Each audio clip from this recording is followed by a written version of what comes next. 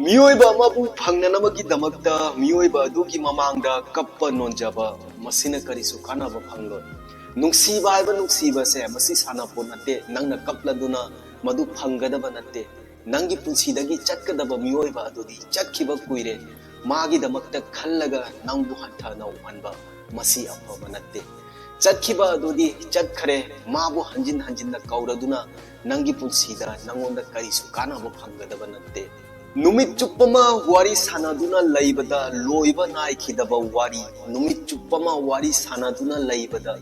लोइबा नाइखिदबा वारी ngasi di miyoiba aduga wari loinakre ekhoi phajaba nupi amana nangbu ahing ama nungai hankiba ngamkhigani adubu thamoi sengba nupi amana di nangbu punchi chuppa nungai thamba ngamkhigani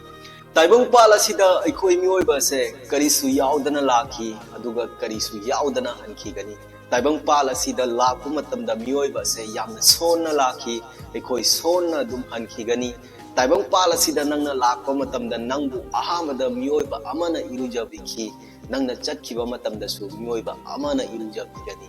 maram asina punsi asida karigidamakta nungaitaba penadaba mibu singnaba thamliba masi pumba se lapna thamlaga phangliba punsi ase masigi mahau